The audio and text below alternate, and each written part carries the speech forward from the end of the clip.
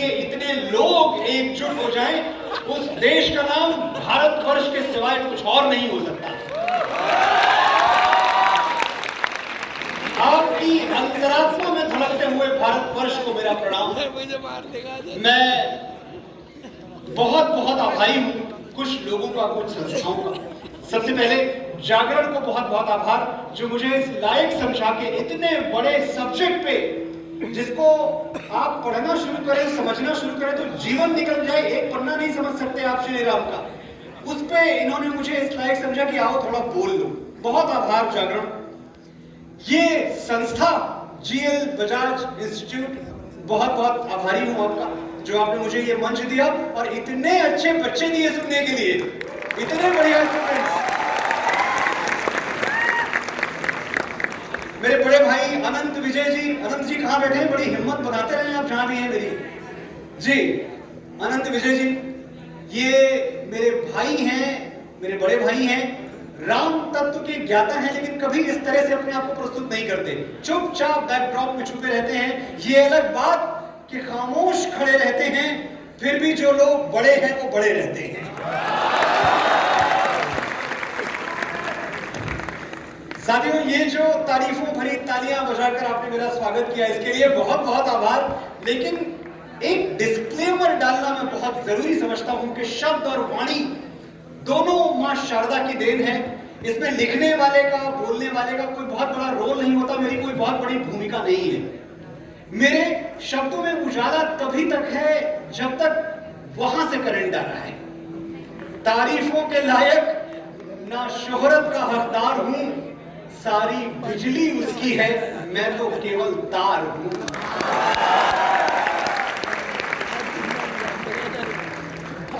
और ये जो कुर्सियां आपने भरी हैं, वाह, मैं देख रहा हूं इस कोने से लेकर उस कोने तक, प्रथम पंक्ति से लेकर अंतिम पंक्ति तक आपने ये सभागार भर दिया। ये भरी हुई कुर्सियां देख के आज मुझे वही खुशी हो रही है जो 7,500 वर्ष पहले अपनी भरी हुई गोद देख के मां कौशल्या को हुई होगी।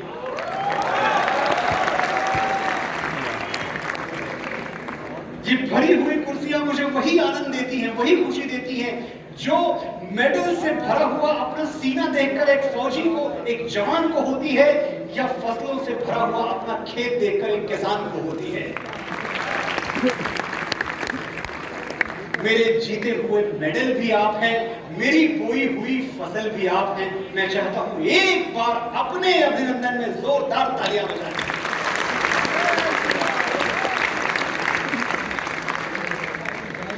साथियों, ये तो हम सबको पता ही है कि जहां भी श्री राम का यशगान हो रहा होता है, वहां किसी न किसी कोने में, किसी न किसी आसन में कोई न कोई रूप लेकर बजरंगबली विराजमान होते हैं। तो यहां भी कहीं न कहीं तो बजरंगबली बैठे होंगे। उनको हमारा प्रणाम। अदृश्य हैं पर हमें दिखाई दे रहे हैं। सिंदूर तन पे मल के ज्वाला से जगमगाए, कानों के दोनों कुंडल तारों से झिलमिलाए, संभव नहीं हमारे ये पांव लड़खड़ाए, थामे हुए हैं हमको हनुमान की भुजाएं। बोलो पवन पुत्र हनुमान की। कुछ बच्चे मुझसे पूछते हैं, मैं युवाओं से बहुत इंटरेक्ट करता हूं, बड़ा सम्मान है मेरे मन में युवाओं का, क्योंकि उनसे सीखने को बहुत कुछ मिलता है। कुछ बच्चे मुझसे पूछते हैं कि एक बात बताइए, अब हम 2024 में हैं, हम मंगल पे जीवन खोज रहे हैं, एक 7,500 साल पुरानी कहानी आप हमें बार बार क्यों सुनाना चाहते हैं? क्या जरूरत है? और मैं हमेशा कहता हूं कि 2024 में हम मंगल पे जीवन खोज रहे हैं, और त्रेता युग में भगवान श्री राम ने जीवन में मंगल खोज लिया था। इसलिए ये कथा सुननी जरूरी है। हम बहुत आगे जा चुके हैं, बहुत आगे निकल चुके हैं। हमने पक्षियों की तरह आकाश में उड़ना सीख लिया, हमने मछलियों की तरह समुद्र में तैरना सीख लिया। अब एक ही चीज सीखनी बाकी है, हम इंसान की तरह जमीन पे रहना सीख जाएं। और ये हमें कौन सिखाएगा? ये हमें भगवान श्री राम सिखाएंगे। मैं बार बार ये बात कहता हूं और अपनी ऑब्जर्वेशन के बल पे कहता हूं, लिखी पढ़ी बात नहीं कहता। हर समस्या का, हमारी हर प्रॉब्लम का सॉल्यूशन राम है। बस हमें एक बार गहराई में उतर के राम के तरीके से सोचना है, अपने अंदर मानस को जगाना है, हर समस्या का हल मिलेगा, हर सवाल का जवाब मिलेगा। और ये जो दुनिया है हमारी, जिस दुनिया में मैं और आप सांस ले रहे हैं, पैराडॉक्स से भरी हुई दुनिया, विडंबनाओं से भरी हुई दुनिया, जब मैं आपसे कहता हूं सॉल्यूशन राम है, तो पहले ये जानिए कि सॉल्यूशन तो राम है, पर प्रॉब्लम क्या है? प्रॉब्लम ये है कि ये दुनिया जो हमने बनाई है, ये जिंदगी जो बड़े जतन से कमाई है, इसमें रफ्तार तो भरपूर है, पर न ठहराव है न गहराई है। ये वेदना आप तक पहुंचेगी, आप मानेंगे इस बात को कि आसमानों से जुड़ने की जिद में हम अपनी जमीनों से टूट गए। सफलता और सुख में अंतर है, कामयाबी और खुशी में फर्क है, ये समझाने वाले बुजुर्ग कहीं बहुत पीछे छूट गए। हमने पेंट हाउस बना लिया, लेकिन इतनी फुर्सत कहां के बच्चों के साथ रेत के घरौंदे बना पाए। कलाई पर 4 लाख की घड़ी पहन ली और वक्त इतना भी नहीं कि 4 पल अपनों के साथ बिता पाए। आज हम बिल गेट्स और जो बाइडेन को तो पहचानते हैं, लेकिन अपने पड़ोसी को नाम से नहीं जानते हैं। और सोच इतनी बदल गई है कि दादा पत्थर को भगवान मानते थे, हम भगवान को पत्थर मानते थे। गुरु की जगह हमने गूगल को दे दी है। जो गूगल कहे वही सत्यम शिवम सुंदरम है। तभी तो आज हमारे पास जानकारी ज्यादा है और समझदारी कम है। जो लॉकर में बंद नहीं होती वो भी तो दौलत है। ये जरा सी बात हम खुद को समझा नहीं पाए। मून और मार्स तक जा पहुंचे, लेकिन सगे भाई से मिलने दूसरे शहर तक जा नहीं पाए। बड़े बड़े अरमान पूरे कर लिए, छोटी छोटी आरज़ुएं हाथ मलती हैं। कभी घर से निकलते हुए माँ की दुआएं साथ चलती थी, अब ब्लड प्रेशर की दवाएं साथ चलती हैं। एक वो भी दिन थे जहां थक गए वहीं सो गए, और आज लाखों का मैट्रेस है, लेकिन गहरी नींद में सोए वहीं तो हो गए। दिखावा ऐसा कि हम टूटे हुए पैरों पे ब्रांडेड जूते कसते हैं, और अदाकारी ऐसी कि अंदर जितने ज्यादा आंसू भरे हैं, बाहर उतना ही जोर से हंसते हैं। इस डिजिटल दुनिया में कहां ढूंढें? माँ की चिट्ठियां कहां चली गई, बाबूजी के तार कहां खो गए। फेसबुक पर 4000 फ्रेंड्स हैं, लेकिन जो एक आवाज पर दौड़े चले आते थे वो 4 यार कहां खो गए।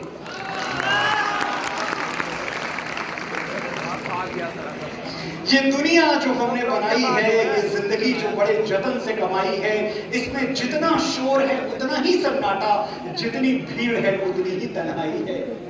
एक वजूद 1000 टुकड़ों में बंट गया, दिल कहीं है, दिमाग कहीं, होश कहीं है। जब हमारे पास कुछ नहीं था तो सब कुछ था, और आज सब कुछ है पर कुछ नहीं है। तो ये जो खालीपन है हमारे जीवन का, ये भरेगा कैसे? कौन भरेगा इसको? इसको श्री राम का आचरण भरेगा, श्री राम के आदर्श भरेंगे। साथियों, एक देश के रूप में, एक समाज के रूप में, एक परिवार के रूप में, अगर हमें अपने फुल पोटेंशियल को टच करना है, अगर हमें अपना सर्वश्रेष्ठ देना है, तो आज भी इस 2024 में भी हमारे पास श्री राम से बड़ा कोई मॉडल नहीं है, और राम कथा से बड़ा कोई फॉर्मूला नहीं है। एक आपको रिकैप देता हूं। ऐसा नहीं है कि यहां जितने लोग, मेरे बड़े भाई प्रभात से बैठे हुए हैं, मेरे प्रकाशक प्रभात पब्लिकेशंस, एक बार तालियां बजाई, उन्होंने मेरी अगली किताब छापी है जो मेरी नस-नस में है। आभार प्रभात जी। ऐसा नहीं है कि मैं आपको राम के बारे में बताऊंगा तो आप जानेंगे। राम आपके अंदर विराजमान है, आप उससे बेहतर अपने राम को जानते हैं। मेरा राम तो मेरा है व्यक्तिगत, जो आपका राम है उसके बारे में मैं क्या बताऊंगा। लेकिन एक रिकैप देना चाहता हूं मैं। कौन है राम? राम वो पुत्र हैं जो पिता की एक बात पर सिंहासन त्याग कर वनवासी हो जाते हैं। राम वो पति हैं जो सिंदूर की सौगंध निभाने के लिए भालुओं और वानरों की सेना लेकर इस संसार के सबसे शक्तिशाली असुर से टकरा जाते हैं। राम वो भाई हैं जो मूर्छित पड़े लक्ष्मण के सिरहाने बैठकर मृत्यु को चुनौती दे देते हैं। आज या तो मेरा अनुज आंखें खोलेगा या मैं भी आंखें मूंद के हमेशा के लिए राम वो राजा हैं जिनके नाम पर हमारे देश में राम राज्य की अवधारणा है। मोहनदास करमचंद गांधी जैसा महान व्यक्तित्व राम राज्य का स्वप्न देखता था। हमारे संविधान में राम का चित्र अंकित है, उनकी छवि अंकित है। और राम वो राष्ट्र भक्त हैं जो अपने बाहुबल से जीती हुई लंका को ठोकर मार देते हैं क्योंकि मातृभूमि बुला रही थी, अयोध्या बुला रही थी। अभी स्वर्णमयी लंका नमे लक्ष्मण रोचते जननी जन्मभूमिश्च स्वर्गादपि गरीयसी। जननी और जन्मभूमि, मां और मातृभूमि से बढ़ के कुछ नहीं होता लक्ष्मण, श्री राम ने कहा था। अच्छा, ये बात तब भी सही थी, ये बात आज भी सही है कि मां और मातृभूमि से बढ़ के। मेरी थोड़ी आवाज बढ़ाओगे क्या? मुझे लग रहा है कम है। शुभम परफेक्ट है, ऑलराइट। आप सबको पीछे तक आवाज आ रही है? फिर सही है। जननी जन्मभूमिश्च स्वर्गादपि गरीयसी, मां और मातृभूमि से बढ़ के कुछ नहीं होता। देखिए, पिछले कुछ दिनों में एक बहुत बढ़िया परिवर्तन आया है हम सब के अंदर, और खास तौर से हमारे युवाओं के अंदर। आपने हमें बदला है, और बदला क्या है? हम भारत माता की जय तो हमेशा बोलते थे, लेकिन अब हमने अपने शब्दों को अपनी सोच में उतार लिया है और अपनी सोच को अपने आचरण में उतार लिया है। नाउ व्हेन वी से भारत माता की जय, वी एक्चुअली मीन इट। अब हम नारेबाजी में नहीं बोलते, अब हम जिंगोइस्टिक तरीके से नहीं बोलते कि भाई जयकारा लगाना है लगा दो। अब हम मीन करते हैं, हमारी अंतरात्मा से आवाज आती है भारत माता की जय। शुरू हो जा। अब हमारे लिए सेल्फ रेस्पेक्ट का मतलब है भारत का रेस्पेक्ट। अब हमारे लिए स्वाभिमान का मतलब है हमारे भारत का स्वाभिमान। देखिए, अभी थोड़े दिनों पहले क्या हुआ, मालदीव्स, एक छोटे से देश ने हमारी भारत माता के बारे में, हमारी भारतीयता के बारे में कुछ छींटाकशी की, कुछ टिप्पणी की। थोड़े दिनों पहले तक शायद कोई रिएक्शन नहीं आता, हम चुप रह जाते, हम पलट के देखते भी नहीं। लेकिन हुआ क्या, 24 घंटे के अंदर हमने मालदीव का हुक्का पानी बंद कर दिया। 24 घंटे के अंदर। भारत माता की जय बोलवाऊंगा, सब बोलेंगे, बात खत्म करता हूं मैं अपनी। 24 घंटे नहीं लगे, उनकी टूरिज्म इंडस्ट्री को हम घुटनों पे ले आए, उनके पर्यटन पे हमने अलीगढ़ वाला ताला मार दिया, ताला। क्योंकि भैया देखो, हम भारतवासी लोग तो बड़े अच्छे हैं, हम बड़े भोले भाले हैं, बड़े सीधे साधे हैं। हर साल करोड़ों अरबों डॉलर तुम्हारे टूरिज्म को दे रहे हैं, लेकिन हमारे देश के बारे में कुछ तुमने बोल दिया, हमको बर्दाश्त नहीं। बाकी सब ठीक है, एक ही चीज हम नहीं सह सकते, और वो ये है कि हमारे देश के बारे में कुछ गलत कहा जाए। ऐ भारत मां, तेरी माटी तेरा आदेश पहले। ऐ भारत मां, तेरी माटी तेरा आदेश पहले। दुनिया के सारे सुख पीछे हैं, मेरा देश पहले।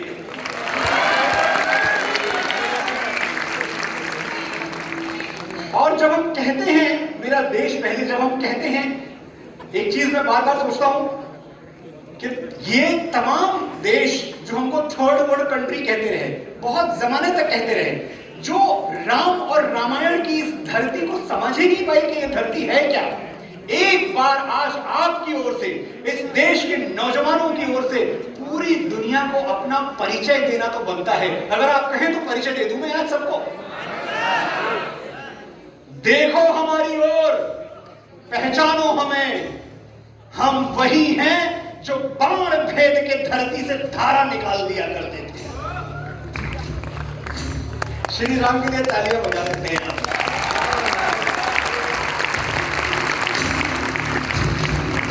देखो हमारी ओर, पहचानो हमें, हम वही हैं जो बाण फेंक के धरती से धारा निकाल दिया करते थे, एक उंगली पे गोवर्धन उठा लिया करते थे।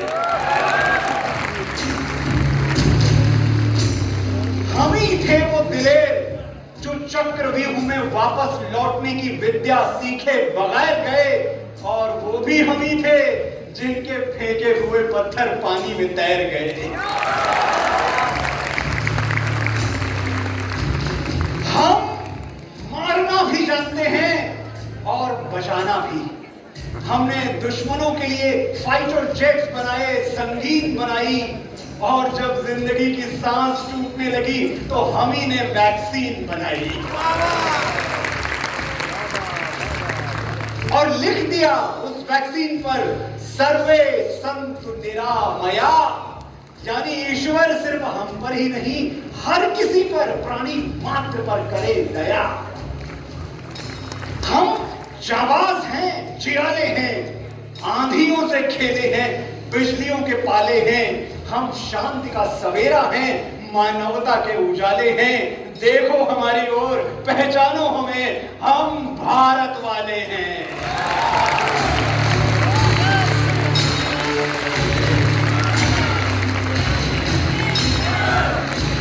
भारत माता की जय।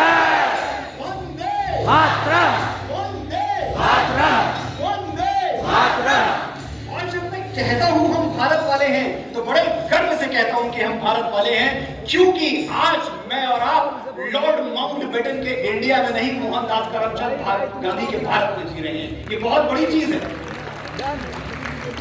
भारत का पर्यायवाची इंडिया नहीं है मेरे दोस्तों, भारत का पर्यायवाची है राम, श्री राम, सिनोनिम।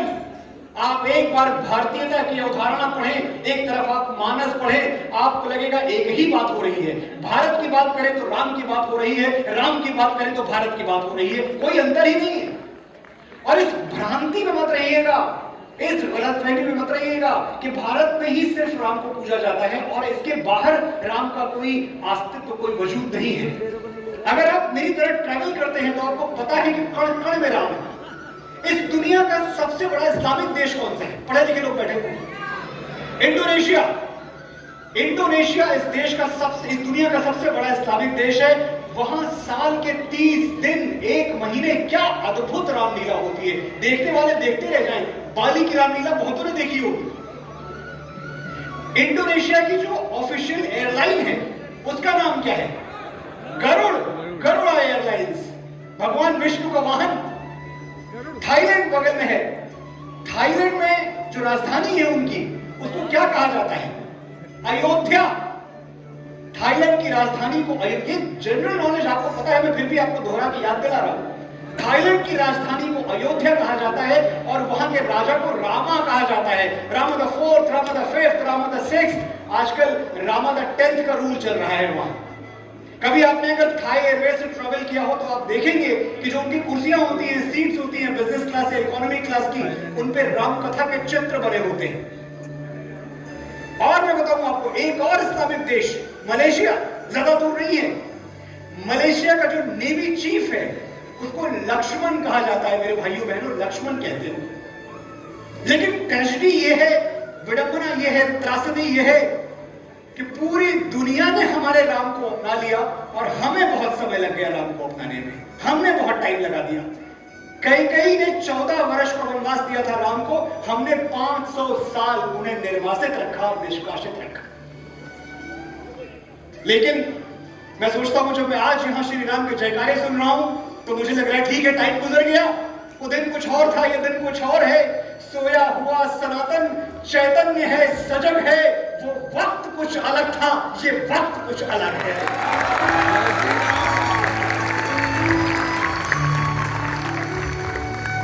22 जनवरी गिनती के दिन बचे हैं। 22 जनवरी को हमारे भारतवर्ष में फिर राम राज्य आने वाला है। लेकिन हमें भूलना नहीं चाहिए कि 22 जनवरी का सूर्य बलिदानों के आकाश पर जगमगाएगा।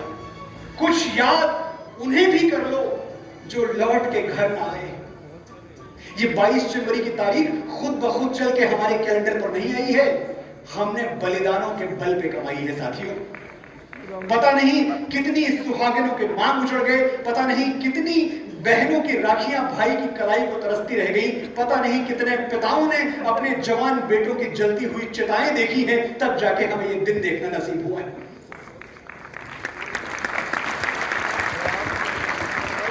आज हम उन कार सेवकों को कैसे भूल सकते हैं जिनकी बदौलत ये तारीख आ रही है, ये सूर्योदय हो रहा है। एक से एक धर्म ध्वजा वाहक, एक से एक महापुरुष जिन्होंने हमारे मन में राम मंदिर बनाने की चेतना जगा दी, हमारे मन में राम मंदिर बनाने का निश्चय जीवित कर दिया। और जब ये दिन आया, ये शुभ दिन आया, तो ये दिन देखने के लिए स्वयं जीवित नहीं बचे। आज मैं आपकी तरफ से, अपनी तरफ से कुछ प्रणाम स्वर्ग के पते पर भेजना चाहता हूं।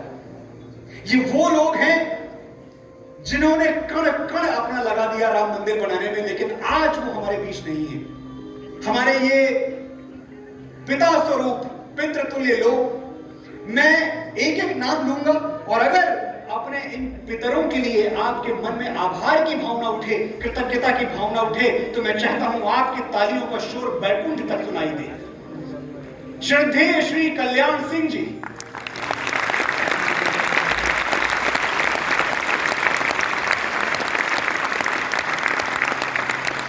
श्री कल्याण सिंह मुख्यमंत्री थे उत्तर प्रदेश के, देश के सबसे बड़े सूबे के, सत्ता के सिंहासन से उतर गए, लेकिन राम भक्तों को गुंबद पर चढ़ाकर ही माना। श्री अशोक सिंघल जी, जिन्होंने बजरी चढ़ी तालियां,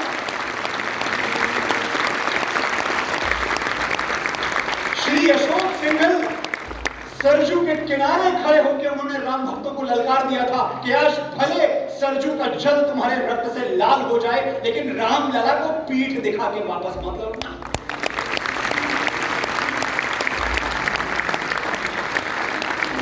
हमारे मराठा शेर बाला साहब ठाकरे, छत्रपति शिवाजी महाराज की। बाला साहब ठाकरे से पूछा गया टेलीविजन इंटरव्यू में कि हमने सुना है ढांचा गिराने में आपका भी हाथ था। उन्होंने बोला नहीं, हाथ नहीं था, पैर था, लात मार के गिरा दिया।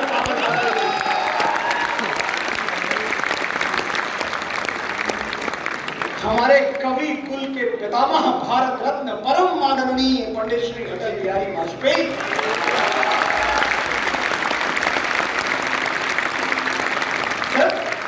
पंडित जी जीवन भर एक ही चीज गाते रहे, झूम झूम के गाते रहे, राम लला हम आएंगे, मंदिर वहीं बनाएंगे। और लोग पंडित जी का मजाक उड़ाते थे, कहते थे अटल जी कहते हैं राम लला हम आएंगे, मंदिर वहीं बनाएंगे, पर डेट नहीं बताएंगे। सुना है निमंत्रण पत्र उनके घर भी पहुंच चुका है, प्राण प्रतिष्ठा का, जो कुर्ते के ऊपर जनेऊ पहनते हैं।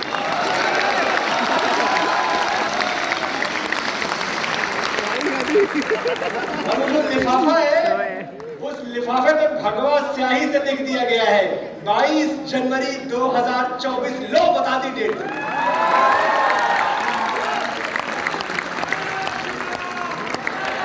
जय श्री राम, जय श्री राम, जय श्री राम।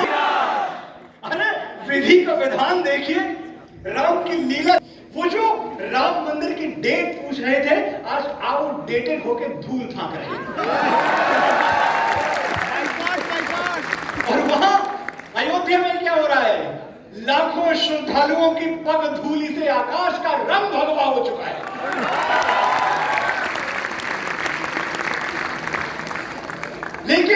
लेकिन इतना आसान नहीं था। आपने अगर राजनीति स्टडी की है उस जमाने की, मैं तो खैर स्कूल में था तो मैं देख रहा था अपनी आंखों से, 90 के दौर में, 90s में, उस तुच्छ तुष्टीकरण की राजनीति के दौर में बड़ा मुश्किल था इतना बड़ा एक स्वप्न देखना कि एक दिन हम मंदिर बनाएंगे। बड़ा कठिन था। आज हो गया तो हमें आसान लग रहा है, लेकिन जैसे हुआ है वो अपने आप में एक कथा है। बहुत मुश्किल था।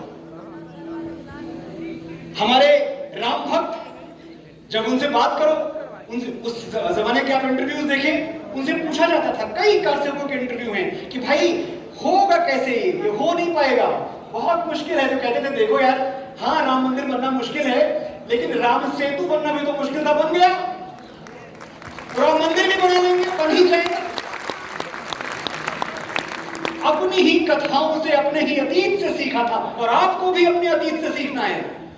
जब रामेश्वरम में राम सेतु बन रहा था, बड़े बड़े वानर, भालू, रीछ अपने कंधे पर चट्टाने लाके समुद्र को पाट रहे थे। भगवान एक शिला पर बैठे हुए थे। क्या देखते हैं कि वहीं कहीं कोने में एक गिलहरी है जो समुद्र के किनारे रेत अपने बदल में मलती है और जाके समुद्र में झाड़ देती है। कथाएं आपने सुनी है। बहुत देर तक श्री राम देखते रहे, फिर गए, उन्होंने गिलहरी को गोद में उठाया, पूछा ये तुम कर क्या रही हो? गिलहरी ने कहा, आज समुद्र पर सेतु बन रहा है, न्याय अन्याय से युद्ध लड़ने जा रहा है। मैं बहुत निर्बल प्राणी हूं, अपने कंधे पर चट्टाने नहीं उठा सकती, अपने कंधे पर पत्थर नहीं उठा सकती, लेकिन अपने हिस्से की रेत तो समुद्र में डाल ही सकती।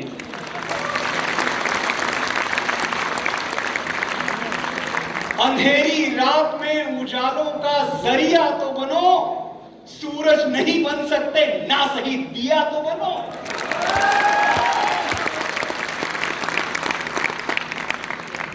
दिया बनके, बाती बनके रामलला की तपस्या में, रामलला के चरणों में पता नहीं कितने राम भक्त स्वाहा हो गए।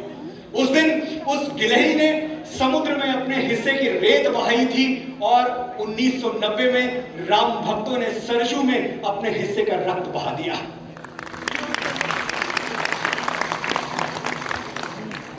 इससे भी ज्यादा मुश्किल क्या था, 2 साल बाद जब हमने सरजू को लाशों से पटा हुआ देख लिया, उसके बाद दोबारा ये संकल्प करना, सिर्फ 2 साल बाद 92 में फिर से रामशिला लेके, फिर से भगवा ध्वज लेके, फिर से श्री राम की पताका लेके आना कि मंदिर बनाएंगे, आसान था? मजाक है? जेनोसाइड देखा है हमने, नरसंहार देखा है। वो नरसंहार देखने के बाद फिर से हिम्मत आई। और कभी कभी मैं अपने आप से पूछता हूं कि ये हिम्मत आई कहां से होगी? फिर मुझे लगता है कोई आकाशवाणी हुई होगी, भगवान श्री राम कहीं से बोले होंगे, कार सेवकों की धमनियों में कंपन हुआ होगा, रक्त खोला होगा। और मेरी कल्पना है क्या बोला होगा उस दिन भगवान श्री राम ने 6 दिसंबर 92 को अपने भक्तों से, अपने कार सेवकों से, वही जो रावण से अंतिम युद्ध लड़ने जाते हुए उन्होंने अपनी सेना से कहा था, साथियों, जिस प्रण के लिए हमने जंगल, पर्वत और सागर लांघे, उसे पूरा करने का समय आ गया है। हमारे सामने सेना बहुत बड़ी है, उनके पास कुबेर की संपदा है, 100 हाथियों के बल वाले राक्षस हैं, रक्त के प्यासे विषबुझे बाण हैं, सत्ता की मायावी शक्तियां हैं, और हमारे पास सिर्फ एक विश्वास है कि हम सत्य के लिए लड़ रहे हैं और सत्य परेशान हो सकता है, पराजित नहीं हो सकता।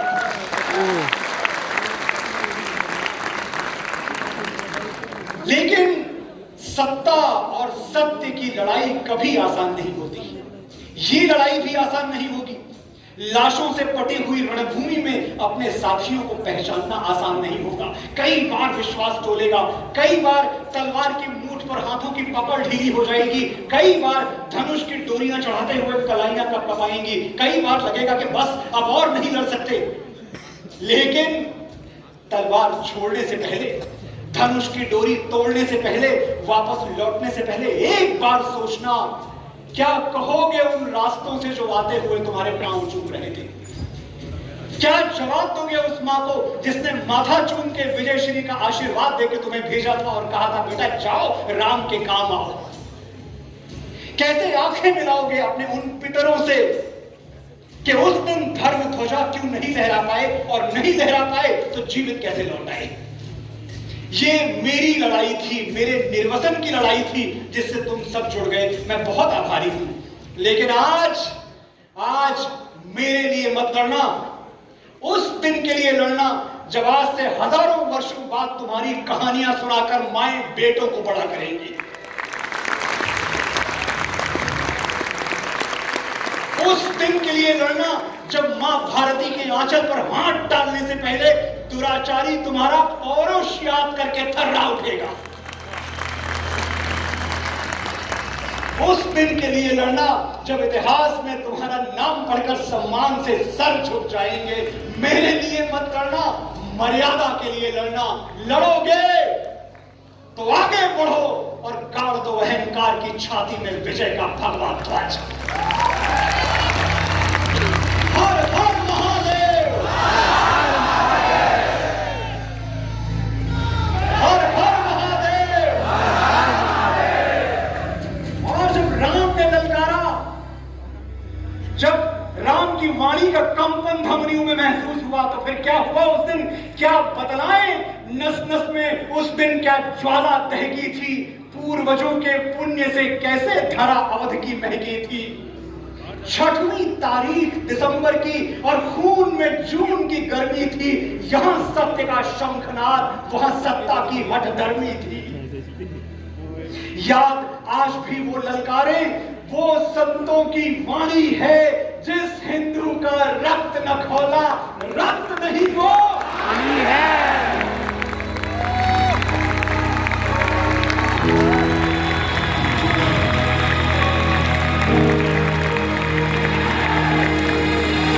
जय श्री राम, जय श्री राम, जय जय श्री राम। जय श्री राम। एक नारा, एक नाम, जय श्री राम, जय श्री राम। एक नारा, एक नाम, जय श्री राम, जय श्री राम। जय श्री राम, जय श्री राम, जय श्री राम, जय श्री राम। सियावर एक ही नारा, रामचंद्र एक ही नारा। जय श्री राम, जय श्री राम। याद आज भी वो ललकारे, वो संतों की वाणी है, जिस हिंदू का रक्त न खौला, रक्त नहीं वो पानी है। बच्चा बच्चा ठान चुका था, धर्म ध्वजा लहरानी है, जन्मभूमि के काम ना आई तो बेकार जवानी।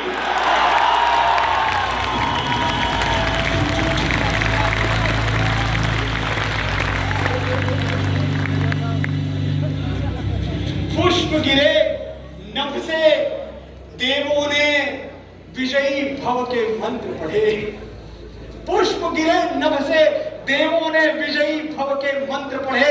जय श्री राम बोल के जब गुंबद पर मां के लाल चढ़े, हुंकारों और दहाड़ों ने आकाश को आधा फाड़ दिया, बाबर की निर्मम छाती पर शेरों ने भगवा सवार किया।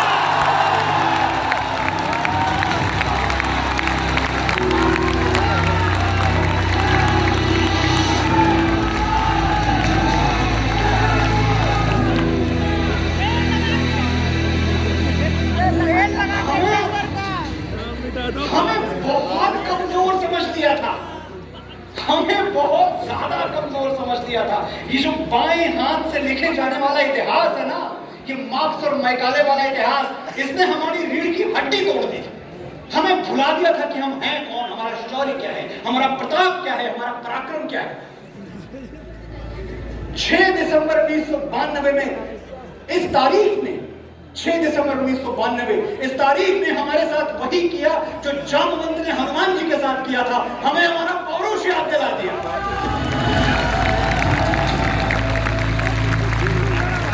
हमें याद आ गया हम कौन हैं, हमें याद आ गया हम बप्पा रावल के वंशज हैं, छत्रपति शिवाजी महाराज के वंशज हैं, महाराणा प्रताप के वंशज हैं। हमें याद आ गया हम महाराष्ट्र भारत की संतानें हैं। पराक्रम हमारा है इतना यशस्वी, कथाएं हमारी सनातन हुई हैं। वो तलवारें रण में जो बिजली सी चमके, हमारे लहू से सुहागन हुई हैं।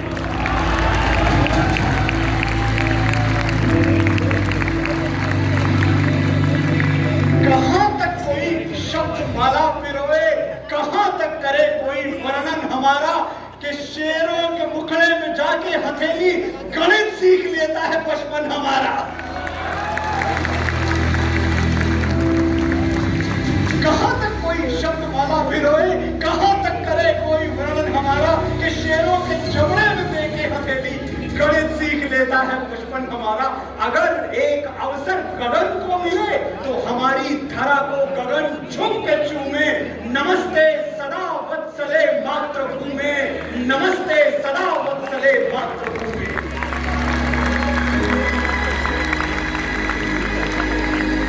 चरित्र क्या है हमारा, पहचान क्या है हमारी? कभी हमने अपना पराया न जाना, किसी से कभी द्वेष रखा न माना। कभी हमने अपना पराया न जाना, किसी से कभी द्वेष रखा न माना। शरण में अगर शत्रु भी चल के आया तो आता है हमको गले से लगाना।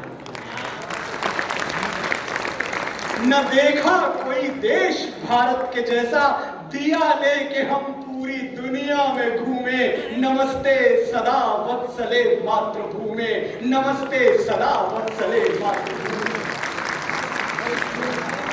के पथ से न भटके मनुष्यता, तो पग पग में वेदों के दीपक जलाए। लोग कहते हैं what is your contribution in the world history, तुमने किया क्या है, बता रहे हैं हमने क्या किया है।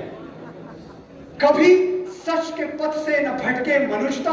तो अवध में रची हमने मानस की लीला, कुरुक्षेत्र में मंत्र गीता के गाए। कोई तो है कारण, कोई तो वजह है कि सबके हृदय में हमारी जगह है। नमन है सभी को है वंदन, कहां कोई लेकिन हमारी तरह है।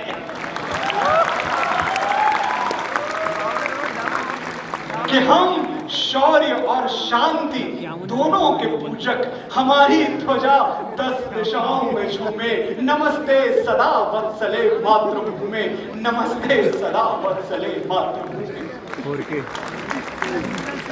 साथियों, मैं और आप कितना ही मानवता का मंत्रोच्चार कर लें, लेकिन ये मोहब्बत की दुकान वाले हमें ये बताना नहीं भूलते कि 6 दिसंबर 92 को तुमने मस्जिद गिरा दी थी।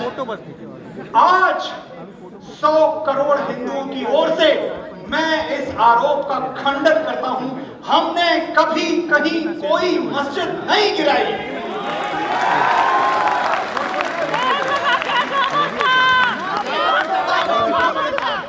6 दिसंबर 92 को जो गिरा था वो एक तोड़े गए मंदिर के मलबे से बना हुआ सिर्फ एक ढांचा था, वो कोई मस्जिद नहीं थी। हमारी पीढ़ियां, मेरे और आपके बाप दादे, हमारी 70 पीढ़ियां मीर बाकी जैसे दरिंदों की तलवार पे गर्दन रख के खड़ी हो गई कि कट जाएंगे पर तुम्हें मस्जिद नहीं बना देंगे। तो जो मस्जिद बनी ही नहीं उसको तोड़ेगा कौन? आज के बाद जब आप पे ये आरोप लगाया जाए, आप बड़ी विनम्रता से कहें कि हमारा इतिहास उठा के देख लो, हमने कभी कोई मस्जिद नहीं तोड़ी। और हम मांग क्या रहे थे उस दिन? हम मक्का में मंदिर थोड़ी मांग रहे थे।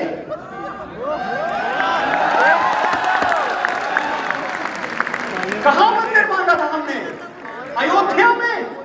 अरे अयोध्या में तो तुमको दे देना चाहिए था, हाथ जोड़ के दे देना चाहिए था, हमारी शराफत के बदले देना चाहिए था, हमारी शांति प्रियता के बदले देना चाहिए था। हम सदैव से शांति प्रिय रहे हैं, इतना ध्यान रख के, इस बात का मान रख के दे देना चाहिए था। जीते हो किसी ने देश तो क्या, हमने तो दिलों को जीता है। जहां राम अभी तक है, नर में, नारी में अभी तक सीता है, वो देश है। और मैं पूछता हूं, बताए कोई कि गोपाल राम के नामों पर कब मैंने अत्याचार किए? पंडित अटल बिहारी वाजपेयी स्वर्ग से पूछ रहे हैं, गोपाल राम के नामों पर कब मैंने अत्याचार किए? कब दुनिया को हिंदू करने घर घर में नरसंहार किए? कोई बतलाए काबुल में जाकर कितनी मस्जिद तोड़ी? भूभाग नहीं, शत शत मानव के हृदय जीतने का निश्चय। हिंदू तन मन, हिंदू जीवन, रग रग हिंदू मेरा परिचय।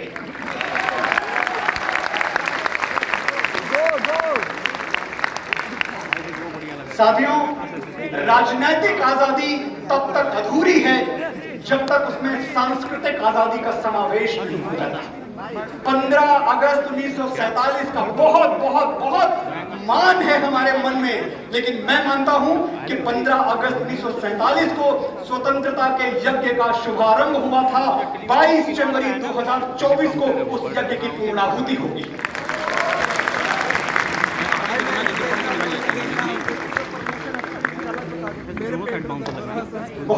बहुत बोल लिया मैंने। 5 मिनट में मैं जाऊंगा यहाँ से। कुछ एक तो 1885 में अगर मैं रिकॉर्ड देखूं तो पहली बार पिटीशन में याचिका दायर की गई कि जो विवादित स्थल है वहां राम जन्मभूमि है और वहां राम मंदिर बनाने की परमिशन दी जाए। कोड 1885 में। 2019 में माननीय सुप्रीम कोर्ट ने पहली बार हमें कहा कि हाँ ठीक है, सच है, वो राम जन्मभूमि है, किसी आबर बाबर डाबर गाजर की मस्जिद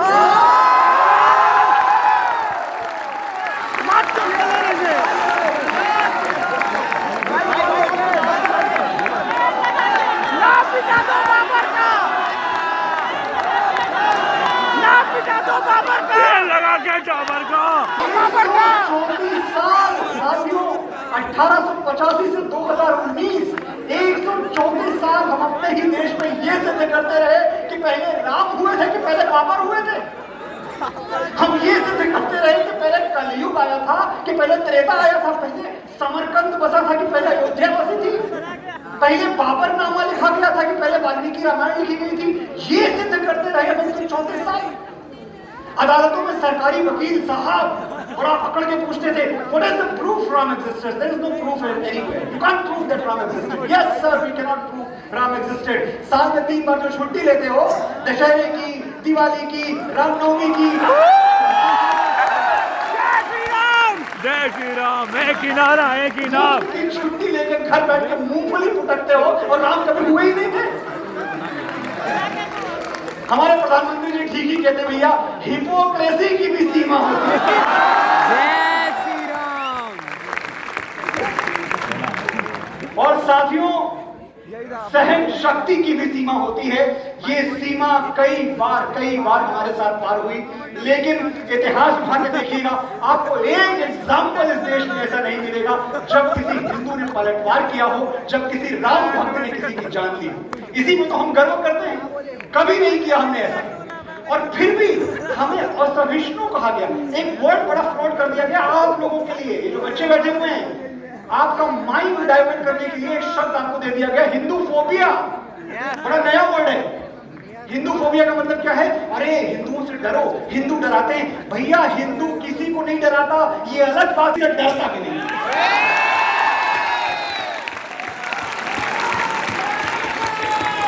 इनसे, उनसे या आपसे नहीं डरते तो हम किसी के पास।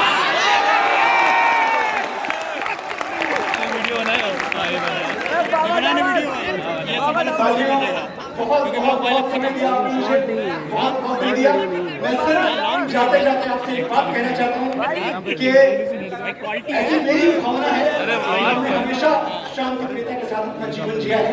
हम आगे भी इसी शांति के साथ, जो हमें राम ने शांति का मार्ग दिखाया है, हम उसी में चलेंगे। सर्वे भवन्तु सुखिनः, सर्वे सन्तु निरामयाः। सबके दुख दर्द में हम लोग दुखी होते हैं, कोई जागे तो कहां चैन से हम सोते हैं। सबके दुख दर्द में हम लोग दुखी होते हैं, कोई जागे तो कहां चैन से हम सोते हैं। ठेस जिसको भी लगे, टूटते तो हम ही हैं, सारी सृष्टि के लिए अपने नयन रोते हैं। आज उत्तर प्रदेश में खड़े होकर, श्री राम के राज्य में खड़े होकर हिंदुत्व की परिभाषा दे रहा हूं। नोट कर लिया जाए, जिसमें गिरती हैं सभी नदियां, वो सिंधु हैं हम। जिसमें सबके दिमाग में परिभाषा याद रहनी चाहिए आज के बाद, जिसमें गिरती हैं सभी नदियां, वो सिंधु हैं हम। सारी दुनिया को वतन कहते हैं, हिंदू हैं हम। जय श्री राम, जय जय श्री राम।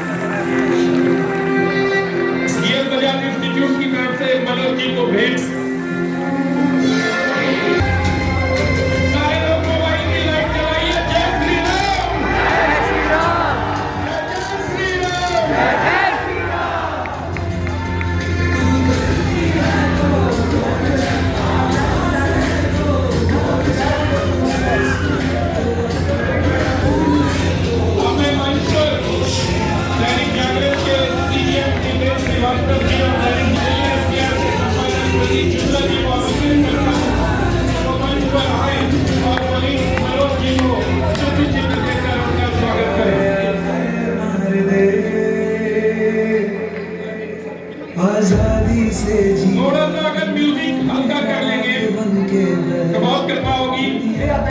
म्यूजिक वाले साथी सुन रहे हो तो संगीत का जी बहुत बहुत धन्यवाद। नितेन श्रीवास्तव जी और प्रदीप शुक्ला जी, मनोज मुंतसिर शुक्ल